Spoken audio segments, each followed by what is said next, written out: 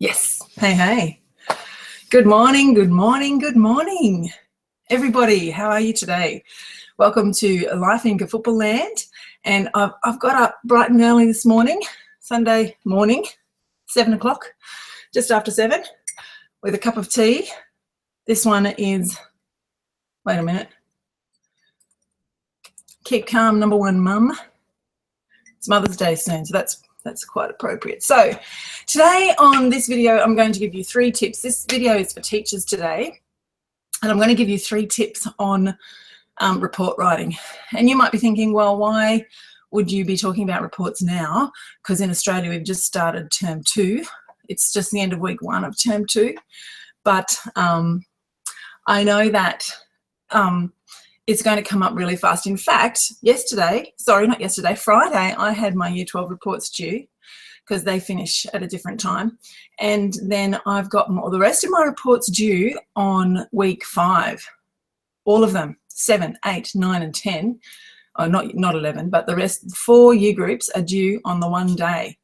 So I am starting to prepare for that. So I thought that I would give you 3 tips on how to prepare for that now. Now, I've got some American teacher friends, and I think that they are heading towards the end of their year, and so they probably have reports coming up as well. If you my son's in here helping me out, helping me set all this stuff up. So if you could actually please tell me if you can see me and hear me, that'd be great, because this is only the 2nd time I've gone live on YouTube. And so the first time when I played it back, the audio was garbled, and I think it was an internet issue. So if you could just let me know. And I think I'm supposed to have this chat thing on. I don't know how to do that. Enter chat link. I don't know. What do I do there? Not sure. If anyone knows, if you could let me know, that'd be awesome, because I don't know exactly how to do that. So yeah, anyway. All right, so my 3 tips. First of all, because we try and think ahead, we don't want to get into a situation where we are really, really stressed and overwhelmed, because that can happen so easily, especially if you are not only just a teacher, but you are a parent as well. So what we try and do is we should have already, so in Australia, we've already had term 1. So what you should have done is you should have already checked in with most of your students in the first term. So you should have something written down, a grade, a mark, a comment, or something written down, even just from observation, but you should have done at least 1 assessment task with them. So if you haven't been able to get around all of the kids, what you need to do now is to get through all of the kids really as soon as possible, like in this next week and a half to 2 weeks. So what I do, the way that I do that is in my day book, I have all of my classes listed out in the back. You know how there's that roll section? I have them all listed out in the back. And then I also do, so in there I can just mark little things like when I've given them merits, I write down the marks, I write down grades and stuff like that. But also I just get some scrap paper and I make a little A5 booklet with the scrap paper just by putting, 30 pieces of paper and just stapling that together. And then each little A5 piece of paper is for 1 student. So I just put their name on the top of the page, and then anytime throughout the year, anytime throughout the day, when I think of something about them, or when I look at their work, when I'm going around the room and I notice something that either they're doing well or that needs improvement, I just write a dot point note in that booklet in the back of my day book. Now, kids don't have access to my day book, so it's safe to write that sort of stuff there. And it's really helpful when it comes to composing comments for the students, and also when it comes to composing feedback for them. Now, feedback should be given verbally as well throughout the year, all the time, constantly. But this is like summative official feedback that you can use for the end of term. The second tip is it seems really obvious, but it sneaks up on you. You've got to get all of that marking done. So all of the summative assessments, you should have had at least 1 by now. Make sure you're up to date with the marking. If you do that now, then when it comes to in a month's time, when you have to be submitting all of your reports, then it's all done. All the marking's done, and you're not stressing, and you're not behind the 8 ball stressing about having to do the marking that you need for the reports. So tip number 3 is to prepare your home and family. So if you're a parent like I am, you will find that all of your responsibilities around the house suddenly become overwhelming when you are focused, when all of your spare time, energy, mind space is focused on reports and getting them done when you have that big, huge deadline. And so if you can look at your family's calendar now and look ahead and see what's coming up, and if you can maybe even get rid of some of those events that are around report time, that's fantastic.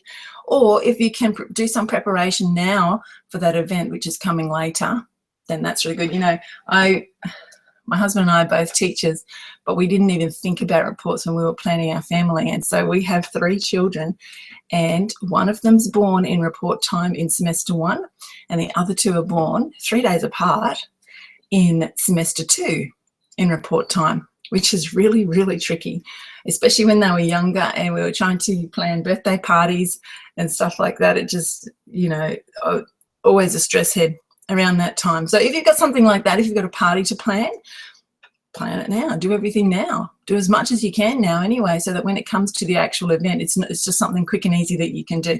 Hello, morning, if you're just joining us. It is 7:11 a.m. on Sunday, the 30th, I think. Is it the 30th today?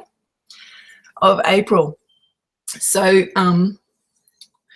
with preparing your home and family, we're talking about reports, getting ready for reports and preparation ahead of time, because I've got mine due. I had one set due on Friday, and I've got 7, 8, 9 and 10. Luckily I don't teach 7, so I've only got 3, but still that's a lot due on the one day in week 5, which is about a month away. So the third tip is about preparing your home and family. And the other thing that I would do, especially if you're the main person in charge of your home management, most couples these days try and share the roles and work as a team. That's what we do. But look ahead to that as well. Start cooking extra food for the evening meal and freezing it. Make double, make triple, and freeze that, so that when it comes to report time and you rush home from school and you've got to write all these reports, then you don't have to worry about dinner, because that's the last thing you want to have to worry about.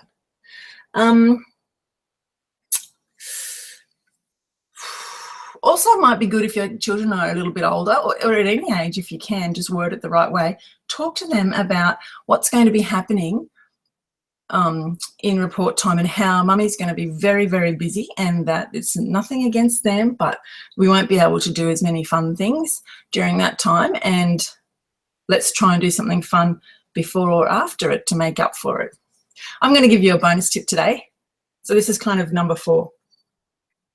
And this is particularly for teachers who are new. I know there are a lot of teachers who are new and they don't get as much mentoring as they need. They don't get as much advice as they need. So I've got you guys in mind when I say this. Go to your head teacher now, or your stage advisor, or if you're lucky enough to have a mentor, go to them now, a month in advance, and say to them, what should I be doing right now to get ready for this deadline that's coming up? Because you guys are working so hard when you're first year out, or those first couple of years out, you're working so hard to get all of your lesson prep done and to try and do the right thing, and to, you know, be really engaging in the classroom and all of that sort of stuff. So you are going to struggle if you don't prepare ahead, if you don't plan ahead and you don't have all the preparations done. So go to that person now and really utilize their experience and do what they say. Follow their advice and get stuck into it. Get cracking now. Also ask them for like any other, you know, like a progression type thing. Like say to them, because they sort of run on autopilot now, and they need to verbalize for you what they do at different stages leading up to this big, huge deadline. So ask them that specifically. Say, can you please run through with me what you do, say, you know, 1 week out, 2 weeks out, 3 weeks out, so that I can make sure that I'm on track and that my deadlines are being met along the way, so that I don't have a freak out afterwards. Be really honest and open with them. So that's my bonus 4th tip for you. So I thought that I would let you guys know a couple of things as well while I'm here while I'm live here. And this is only the 2nd time I've been live on YouTube, so it's kind of very new to me. I'm still learning. So I've got Yeah, they do it through Google Hangouts, so I don't really know how to use it, but we'll get there. What I've asked, though, for is questions, because I've been asked to do a question and answer video soon. So if you have a question for me, and it can be about anything that you like, it could be about teaching, it could be about parenting, it could be about marriage, it could be about home management. Not that I'm a big expert in that, but I could maybe give a couple of tips. Or it could just be about me, like if you want to know stuff about me. Go ahead and put it in the comments, put it in the Instagram comments, or you can direct message me, put it in Facebook, put it in YouTube, wherever you like. I will find it, because I'm at all of those places a lot of the day. Also, I've just uploaded this morning my vlog from last week, my teaching vlog. So in that, I talk about how I've had a really sad week last week, and it's for two reasons. One of the main things, and the teachers will relate to this, when a student leaves, it's really heartbreaking. Especially for me, it was an exchange student from Germany, and she's actually flying out today, this afternoon, to go back to Germany, away on the other side of the world. So I will most likely never see her again. But, you know, you get to know these kids and you become attached to them, and you have a bit of a relationship with them. And so it's really sad when they leave your life, and you know that it's probably forever, especially when they're coming from the other side of the world. So who knows, maybe one day I'll go to Germany, I don't know, but probably not. So yeah, check that out on YouTube, and I'm going to continue with the weekly vlogs. I did the first one as an experiment because one of my kids asked me to do it, and it went pretty well. So I'm going to continue for a little while anyway, while I can afford the time to do that. And I'm coming to you today from my house. This is we have a library in our house, so this is my library, and you can see a bit of my back deck there. And we've got stairs going downstairs here, and behind me is my lounge room, and you can see the couch there. You can see the barbecue there, which I don't use, but the kids use it, and my husband uses it. Excuse me. And if you're watching on the rebroadcast and you have a question, please don't hesitate to put it in there. I am thinking of going live once a week, and I thought that I'd go at this time, which is 7 a.m. on a Sunday, Sunday morning, because that way I've got a lot of viewers from the other side of the world, especially the United States. So I figured out, I did a little maths thing, and I figured out I might be able to catch them while we're both awake. It's just a window where we're sort of both awake. So let me know how the time frame goes for you. And I'm thinking of reinstating the other live that I was doing on Facebook, which was Tuesdays, 5 p.m. Australian Eastern Standard Time. And that way I'll talk mainly to the Aussies there, but you know, if you're on the other side of the world, you can catch that on the rebroadcast as well. Of course, you can always catch the rebroadcast. And so I'm going to actually do that this coming Tuesday as well. So, and I'll do it on YouTube too. If this works today, I'm going to check it in a minute. If this has worked, then I'll do it on YouTube as well. It's all good, right? It's all good. Before I sign off, I want to thank everybody, all the viewers who have subscribed to me. I've received more subscribers overnight. Fantastic.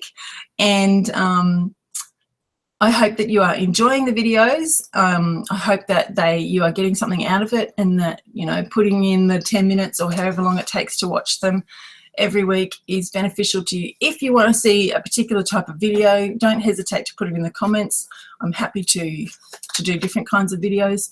Other than that, I guess I will sign off, and we'll see you next time, Tuesday, 5 p.m.